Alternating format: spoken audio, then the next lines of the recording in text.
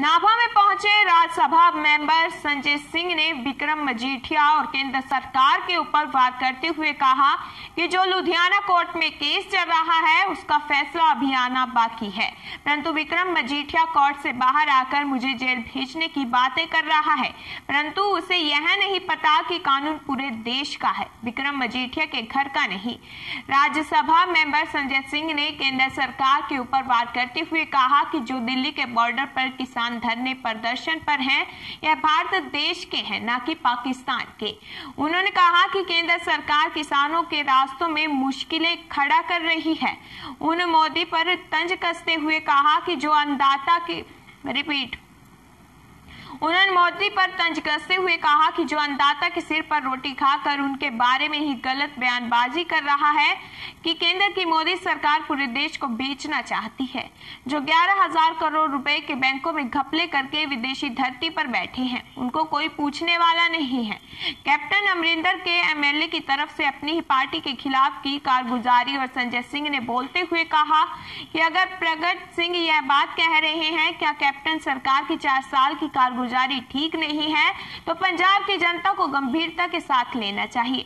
जब संजय सिंह को पूछा गया कि पंजाब में अकाली और कांग्रेसी एक ही रेखा की ओर चल रहे हैं, तो संजय सिंह ने कहा कि पंजाब के लोग 2022 में इनको मुंह तोड़ जवाब देंगे। संजय सिंह को पंजाब के आम आदमी पार्टी के मुख्यमंत्री के चेहरे के बारे में पूछा गया तो उन्होंने कहा कि इसका फैसला पंजाब इंचार्ज करेंगे, मैं तो यूपी और उड़ीसा देखता हूं। इस मौके पर आम आदमी पार्टी के सीनियर नेता ज्ञान सिंह मुंगो ने कहा कि हमारी 2022 को लेकर तैयारी आम आदमी पार्टी की तरफ से गंभीरता के साथ की जा रही है। 21 मार्च को पंजाब के बाघा पुराना में महापंचायत रैली की तैयारियां की जा रही हैं। जनसेतु के लिए पटियाला से जितेंद्र कुमार की जी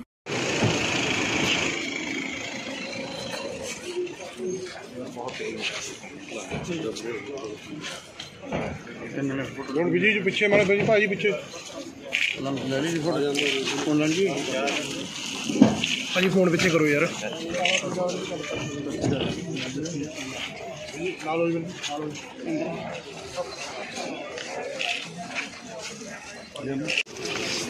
मारा पीछे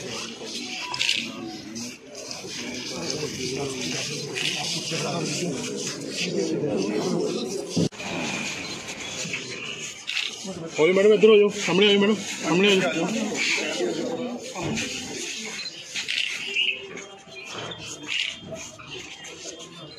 थैंक यू।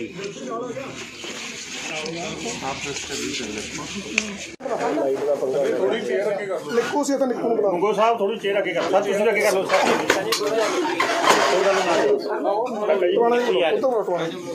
तुम्हारा उधर नाल बिठा लियो। डिंपल इधर आ बाबा जी नाल। बाबा जी हां इधर आ निक्कू जी आगे आ जाओ भाई। आज मैं लुधियाना कोर्ट में विक्रम मजीठिया के मामले में पेशी थी, उसमें आया था। उनका क्रॉस एग्जामिनेशन भी हुआ, जो हमारे वकील साहब हिम्मत सिंह शेरगिल जी और जो वहाँ के हमारे वकील साहिबान हैं उन लोगों ने किया। मुझे न्यायालय से न्याय की उम्मीद है, सच की लड़ाई लड़ रहा हूँ और जो भी न्यायालय का फैसला आएगा उसको स्वीकार करूँगा। लेकिन मुझे हंसी भी आती है कि न्यायालय से निकलने के बाद विक्रम मजीठिया बयान देते हैं कि संजय सिंह को जेल भेजूंगा। अब मामला जब न्यायालय में है तो मजीठिया की कोई अपनी न्यायालय तो है नहीं, इस देश की न्यायालय है, लुधियाना की न्यायालय है। माननीय न्यायालय का जो फैसला होगा उसको मैं मानूंगा, उसमें न्यायालय का जो फैसला आएगा उसको स्वीकार करूंगा। विक्रम मजीठिया कौन होते हैं जेल भेजने वाले? और मैंने जो कुछ भी कहा था वो सच कहा था और उसी सच की लड़ाई को मैं न्यायालय में आज की तारीख में लड़ रहा हूं। नंबर 1 बात। दूसरी बात, पूरे देश में इस समय करोड़ों किसान आंदोलन पर हैं 90 दिन से ज़्यादा का वक्त हो गया है।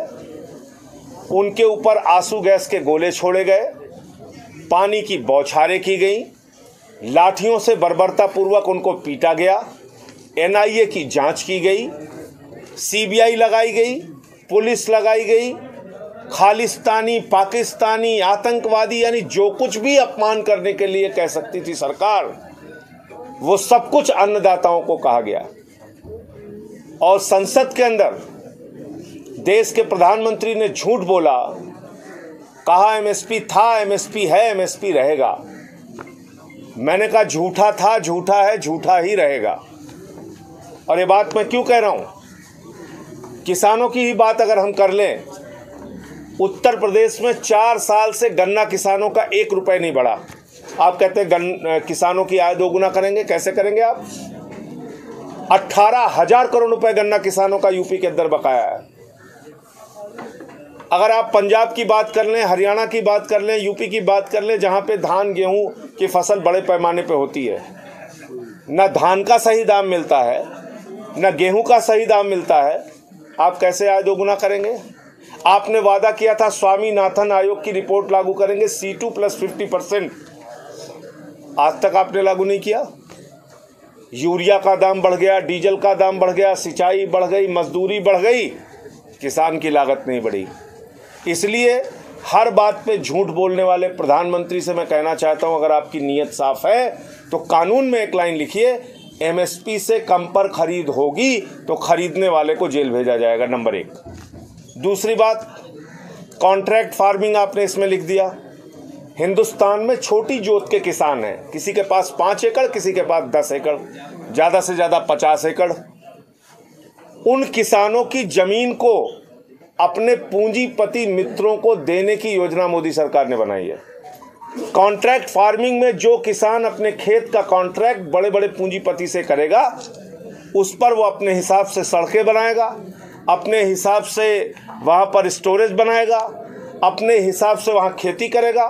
फायदा हो गया तो माल अडानी का, और नुकसान हो गया तो आपको न्यायालय जाने का भी अधिकार नहीं। तो आपकी ज़मीनों को कब्जा करने की योजना।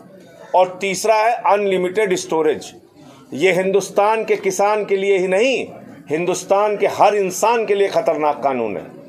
और इस कानून के मुताबिक जमाखोरी, कालाबाजारी और महंगाई, तीनों को मोदी सरकार ने लीगलाइज कर दिया है।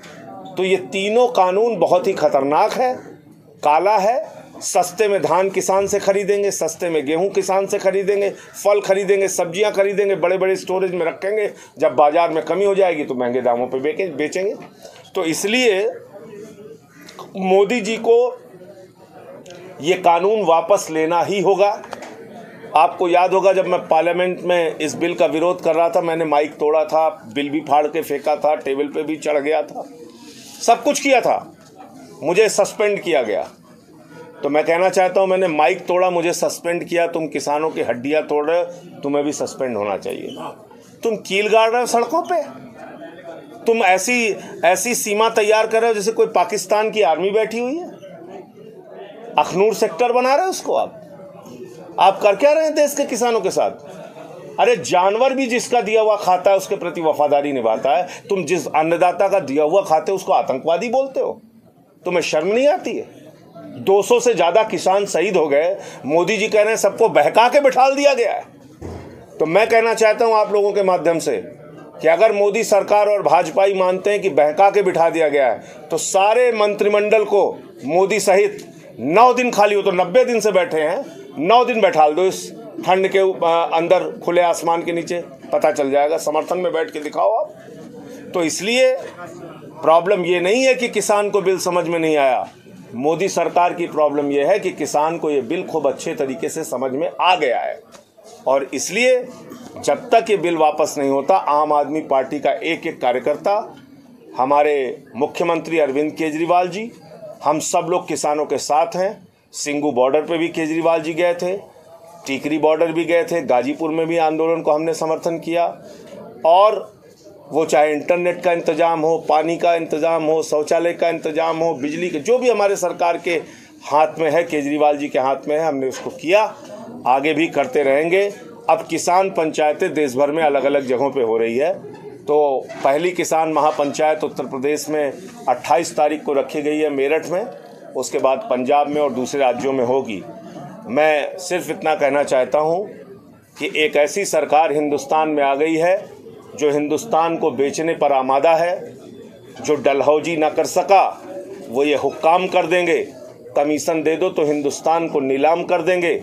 आज जो बजट आया है उसमें रेल बेचा जा रहा है, सेल बेचा जा रहा है, कोल बेचा जा रहा है, BPCL बेचा जा रहा है, LIC बेची जा रही है, बैंक बेचा जा रहा है, सड़क बेची जा रही है, स्टेडियम बेचा जा रहा है, गोदामें बेची जा रही हैं, बिजली बेचा जा रहा है, पानी बेचा जा रहा है, पूरा हिंदुस्तान बेचा जा रहा है। कहीं से एक आवाज़ कोई नहीं। 11 लाख करोड़ रुपए बैंकों का निकाल के पूंजीपतियों को बांट दिया गया। वो पैसा लेके कहीं नीरव मोदी भाग गया, कहीं ललित मोदी भाग गया, कहीं विजय माल्या भाग गया। किसान के अनाज का दाम देने के लिए सरकार के पास पैसे नहीं है, लेकिन अपने मित्रों को लुटाने के लिए लाखों करोड़ रुपए।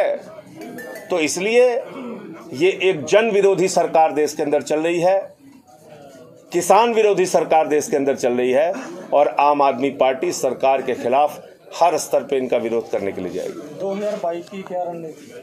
2022 में पंजाब के अंदर मजबूती से आम आदमी पार्टी चुनाव लड़ेगी और बहुत अच्छी संभावना है, क्योंकि हमने किसानों का साथ दिया है। मुझे लगता है कि चुनाव में किसान भाई आम आदमी पार्टी का साथ देंगे, पंजाब के लोग साथ देंगे। और इस समय अलग अलग जगहों पे संगठन की मीटिंगें वगैरह भी चल रही हैं, जिसमें भगवंत मान जी और पूरी पार्टी लगी। नए चेहरे किसी पार्टी जो एंटर कर रहे हैं, अब वो तो यहाँ के जो लोग काम देख रहे हैं वही बता पाएंगे। मैं अभी तो फिलहाल यूपी का काम देख रहा हूँ। सर, लास्ट टाइम आपके इलेक्शन में यही एक कमी रही, लास्ट टाइम तक आप CM कैंडिडेट अनाउंस नहीं कर पाए, और इस बार क्या भगवंत मान रहेंगी? देखिए, मैं उसके बारे में कोई कमेंट नहीं कर सकता, क्योंकि पार्टी का एक सिस्टम होता है। जो व्यक्ति जिस राज्य को देखता है वही उसके ऊपर कोई आधिकारिक टिप्पणी कर सकता है।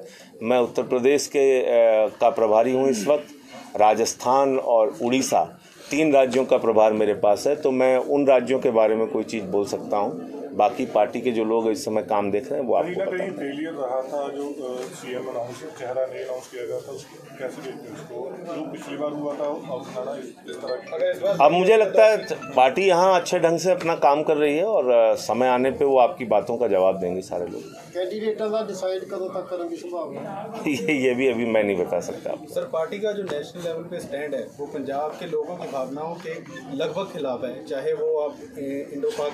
ज्वलंत मुद्दा क्या है? किसान का मुद्दा, और उस मुद्दे पे सबसे मुखरता के साथ कौन सी पार्टी मैदान में लड़ रही है? हम लोग लड़ रहे हैं, हम खड़े हैं। तो ऐसा नहीं है, जो राष्ट्रीय मुद्दे हैं, राष्ट्रीय महत्व के मुद्दे हैं, पंजाब के मुद्दे हैं, उसको लेके बराबर हम लोग मैंने पार्लियामेंट के अंदर इस बात को कहा है, दर्ज है कि शहीद आजम भगत सिंह के वंशजों को, शहीद करतार सिंह सरापा के वंशजों को जलियांवाला बाग कांड में जिन लोगों ने अपनी शहादत दी, उनको आतंकवादी कह के अपमानित करने वालों को देश की सत्ता पर राज करने का अधिकार नहीं है। तो हम तो बराबर आपके हक में आवाज़ उठा रहे हैं, कहीं उसमें पीछे साहब का मुद्दा था पंजाब नाल ज़्यादातर जुड़िया होया, ना कॉरिडोर खोलिया जा रहा है, ना ही उन जत्थे नूं सीधा दे स्थान पर जाने तो रोकया गया। उस पर भी हमारी पार्टी ज़रूर अपना बार बार उस चीज़ के लिए आप देखेंगे कि हम लोग साथ में हैं उस मुद्दे पे, कहीं हम खिलाफ नहीं हैं। तो इसलिए इसको ये कहना कि हम चुप हैं या खिलाफ हैं, गलत है। नहीं, कैप्टन अमरिंदर सिंह के MLA ने उन्होंने सवाल चुके ने भी कारगुजारी ठीक नहीं हैगी कैप्टन दी 4 साल ਤੁਹਾਨੂੰ ਲੱਗਦਾ ਉਹਨਾਂ ने कहा भी ਜਿਹੜਾ ਹੈਗਾ वोट सोच के पाउणगे इस बारी ਜਿਹੜੇ ਹੈਗੇ। तो मैं तो समझ रहा हूँ कि घर के अंदर के लोग हैं वो ज़्यादा अच्छे से बता रहे हैं, तो इसको उनकी बात को पंजाब की जनता को मानना चाहिए। प्रगट सिंह जी देश के लिए खेल चुके हैं, और अगर वो कह रहे हैं कि 4 साल की कारगुजारी अच्छी नहीं रही, तो इसको पंजाब की जनता को गंभीरता से लेना चाहिए। ਤੁਹਾਨੂੰ ਲੱਗਦਾ ਵੀ ਅਕਾਲੀ ਦਲ ਤੇ ਕਾਂਗਰਸ ਇੱਕੋ ट्रैक ਤੇ ਚੱਲ ਰਹੇ ਨੇ? वो जनता इनको जवाब देगी 2022 में। ਤੇ ਇਹ ਯੂਪੀ ਚੋਣਾਂ ਨੂੰ ਲੈ ਕੇ ਕਿੰਨੀ ਕੁ ਤਿਆਰੀ ਹੈ? 2022 ਦਾ ਸ਼ਾਇਦ ਬਿਗਲ ਵੱਜ ਚੁੱਕਿਆ। ਪਾਰਟੀ ਪੂਰੀ ਸਰਗਰਮੀ ਨਾਲ ਲੱਗੀ ਹੋਈ ਹੈ। ਪਹਿਲਾਂ ਮਿਊਨਿਸਪੈਲਿਟੀ ਦੀਆਂ ਚੋਣਾਂ ਸੀਗੀਆਂ, ਉੱਥੇ ਸਰਕਾਰ ਨੇ ਆਪਦੇ ਹਿਸਾਬ ਦੇ ਨਾਲ ਜਿੱਤ ਪ੍ਰਾਪਤ ਕੀਤੀ ਆ, ਅਕਾਲੀਆਂ ਤੇ ਕਾਂਗਰਸ ਨੇ ਰਲ ਕੇ, ਅਤੇ ਅਗਲੀ ਜਿਹੜੀ ਰਣਨੀਤੀ ਆ ਉਹ ਚੱਲ ਰਹੀ ਆ। ਸਾਡੇ 3 ਮੀਟਿੰਗਾਂ ਹੋ ਚੁੱਕੀਆਂ ਨੇ ਪੰਜਾਬ ਦੇ ਵਿੱਚ, ਮਾਝਾ, ਮਾਲਵਾ ਅਤੇ ਦੁਆਬੇ ਦੇ ਵਿੱਚ, ਅਤੇ ਹੁਣ 21 ਤਰੀਕ ਨੂੰ ਹੈ ਜਿਹੜੀ ਮਹਾਪੰਚਾਇਤ ਦੀ ਕਾਨਫਰੰਸ ਰੱਖਿਆ ਬਾਘੇ ਪੁਰਾਣੇ, ਅਤੇ ਪੂਰੇ ਜ਼ੋਰ ਸ਼ੋਰ ਦੇ ਨਾਲ ਪਾਰਟੀ ਲੱਗੀ ਹੋਈ ਹੈ।